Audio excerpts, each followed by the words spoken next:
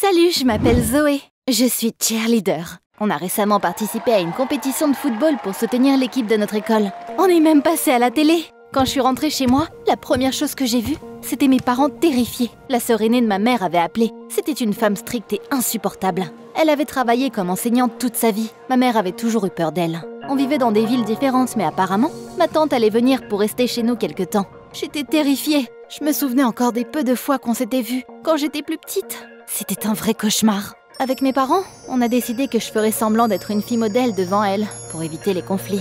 Je m'habillais avec des vêtements simples et je nettoyais la maison. Mais ma tante a quand même trouvé quelque chose à redire. Pourquoi il y a des taches sur la vaisselle? Et sur le miroir? Zoé, pourquoi choisirais-tu un vernis à ongles aussi horrible? J'étais tellement en colère que je grinçais des dents.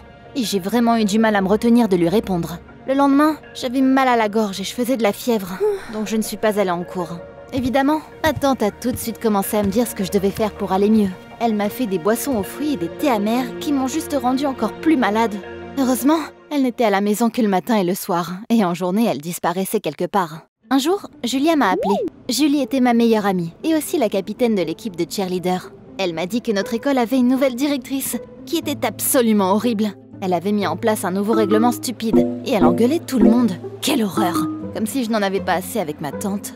Un jour, Franck, mon copain, est venu chez moi, entraîné dans ma chambre, quand ma tante est rentrée. J'ai d'abord entendu sa voix en bas, puis des pas qui se dirigeaient vers ma chambre. Oh non, si elle me voyait avec un mec, je serais morte. Franck a vite dû sortir par la fenêtre et descendre par l'arbre.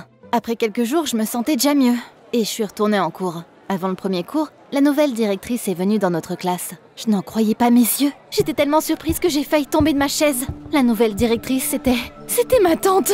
Elle a annoncé qu'à partir de ce jour-là, tout le monde devrait porter un uniforme à l'école. Puis elle nous a donné des vêtements, et toutes les filles ont grimacé. L'uniforme était tellement moche. Les garçons étaient d'accord pour dire que c'était nul. Pendant la pause, tout le monde a commencé à discuter du nouveau règlement. Apparemment, la nouvelle directrice n'avait pas seulement introduit un nouvel uniforme, elle avait aussi dissous le club de cheerleader. Toutes les filles étaient furieuses, surtout Julia. Elle nous a d'ailleurs proposé de porter des mini-jupes à l'école pour protester. Toutes les cheerleaders l'ont soutenue, mais moi je n'ai rien dit. Je ne savais pas quoi faire. D'une part, je faisais semblant d'être une bonne fille devant ma tante pour que mes parents n'en prennent pas plein la figure, mais d'un autre côté, je ne voulais pas laisser tomber mes potes. Jusque-là, personne n'avait deviné que je venais de la même famille que la nouvelle directrice. Mais s'il l'apprenait, j'aurais que des ennuis. Donc le lendemain, j'ai mis mon uniforme. Évidemment, mes potes se sont énervés contre moi. Elles croyaient que je ne les soutenais pas du coup. On parlait dans le couloir quand la directrice est venue nous voir. « Pourquoi vous ne portez pas vos uniformes ?» Les filles ont tout de suite répondu qu'elles refusaient de les porter. La directrice leur a donc crié dessus, puis elle leur a dit de nettoyer les salles de cours tous les jours après l'école, comme punition. La nouvelle directrice a réussi à faire en sorte que tout le monde la déteste en moins d'une semaine. Dès que quelqu'un ne suivait pas les règles à la lettre, elle apparaissait, comme si c'était une sorcière. Les cheerleaders, dirigés par Julia, ont commencé à proposer un plan pour se débarrasser d'elle. Elles étaient en colère contre moi à cause de l'uniforme, mais elles traînaient toujours avec Franck et moi. Tout le monde a décidé que si la directrice était aussi primitive, on allait la rendre folle en faisant le plus de conneries possible, jusqu'à ce qu'elle devienne folle et qu'elle parte. Un soir, 2 des gens de ma classe sont rentrés dans l'école.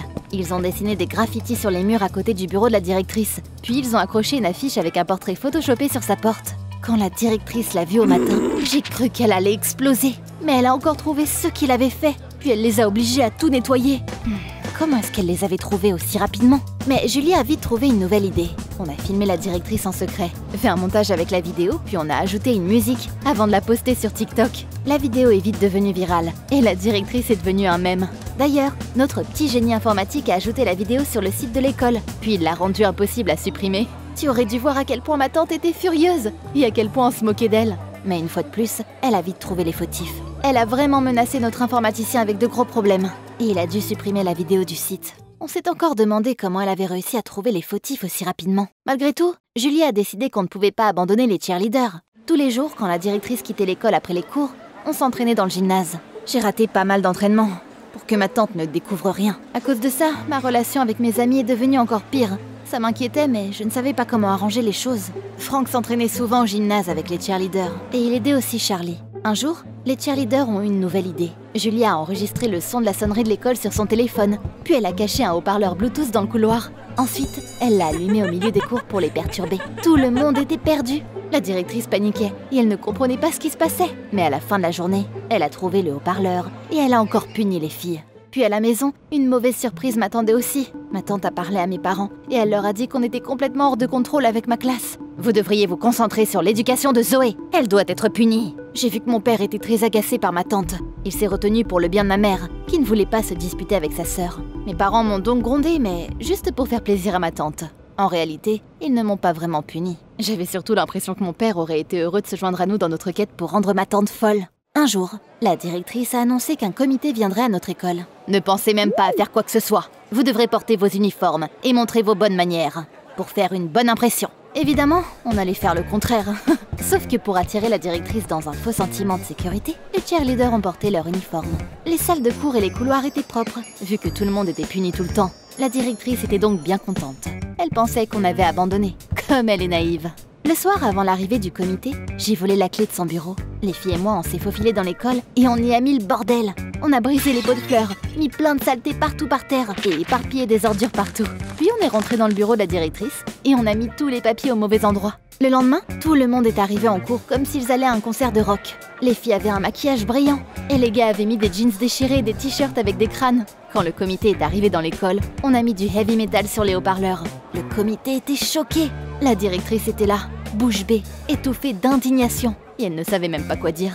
C'était exactement la réaction qu'on voulait. Les membres du comité ont dit à notre directrice qu'ils voulaient lui parler en privé. Et ils sont partis de son bureau très énervés. Hurrah! On avait réussi! Les cheerleaders ont fait une performance dans le couloir. J'étais contente aussi. Peut-être que si ma tante était virée, elle déménagerait enfin.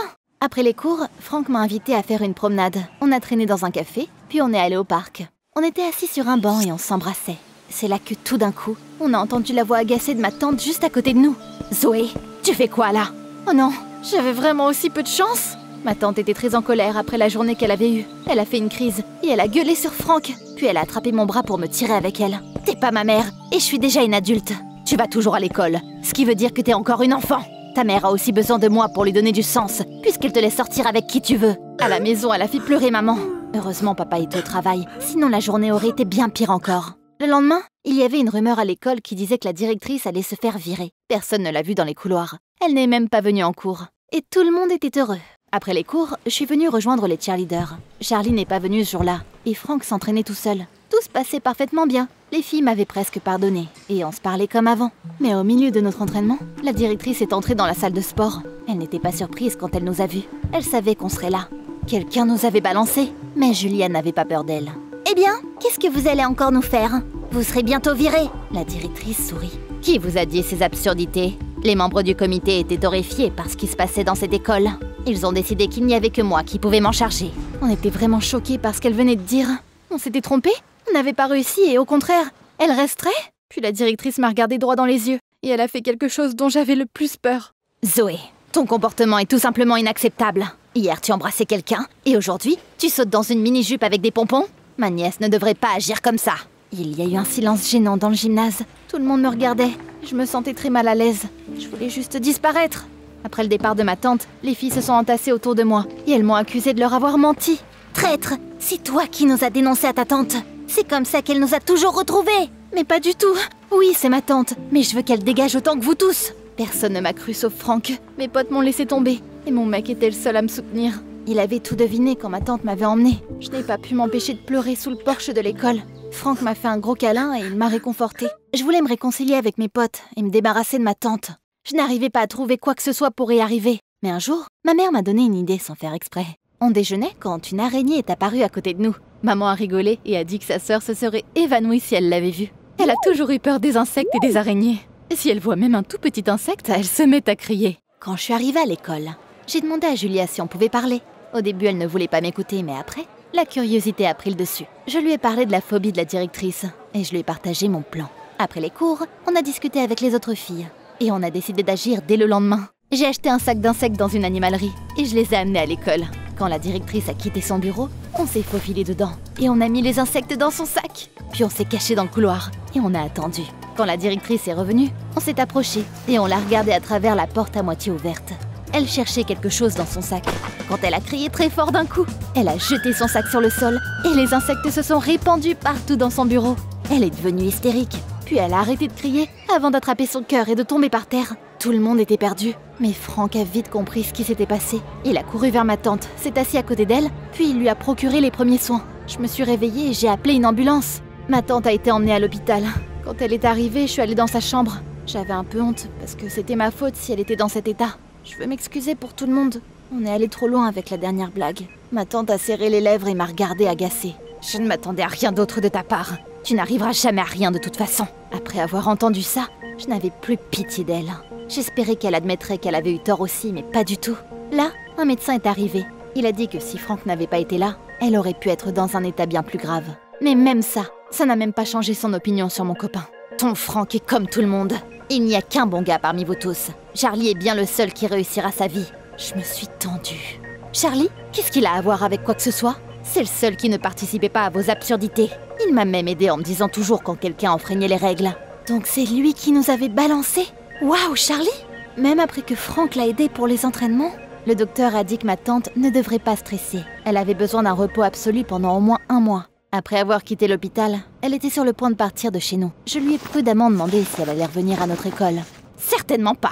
Votre directrice était partie en vacances et elle m'avait demandé de la remplacer. On se connaît depuis longtemps. Une de vos professeurs agira en tant que votre directrice jusqu'à ce qu'elle revienne. Moi, j'en ai assez. Donc ma tante n'était pas juste venue nous rendre visite. Elle voulait aider une amie?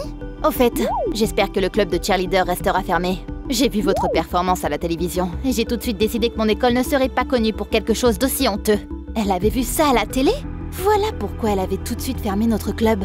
Avant de partir, ma tante a demandé à mes parents de s'assurer que je me comporterais bien. Maman a encore failli éclater en pleurs et je ne pouvais plus le supporter. Regarde combien de personnes te détestent. Réfléchis un peu, c'est peut-être toi le problème et pas les autres. T'es une personne horrible et il n'y a rien de mal à être une cheerleader. Ma tante était bouche bée. Elle m'a regardée choquée pendant plusieurs longues secondes, puis s'est tournée vers mes parents. Vous avez entendu ce qu'elle a dit? Je vous avais prévenu, c'est votre rôle parental. Vous l'avez bien trop laissé. Puis mon père l'a interrompu. Assez! On te supporte depuis bien trop longtemps. Je suis tout à fait d'accord avec ma fille. J'espère qu'on ne se reverra plus. Bonne journée! Ma tante était bouleversée et s'est retournée pour regarder ma mère. Mais maman a étonné tout le monde. Au lieu de rester silencieuse ou d'être d'accord avec elle, comme d'habitude, elle a pris notre parti. Même si t'es ma sœur, tu devrais rester en dehors des affaires de ma famille. On a notre propre vie ici. Ma tante a pris un air indigné. Puis elle nous a dit qu'on était ingrats et qu'on n'arriverait à rien sans son aide. Mais papa l'a vite renvoyée.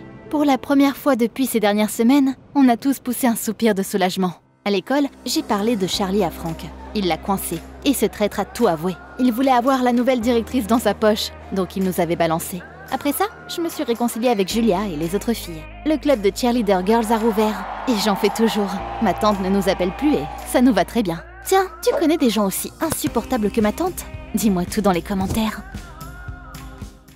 Si vous regardez ceci, vous avez déjà enfreint les protocoles de la fondation SCP. Restez où vous êtes. L'équipe de nettoyage est en route. En attendant, vous pouvez regarder les histoires de personnes qui ont eu la chance de rencontrer les objets SCP les plus anormaux. À l'arrivée du personnel de la fondation, vous serez traité par des amnésiques de classe A et vous ne vous souviendrez de rien. Cet enregistrement s'autodétruira dans 3, 2, 1...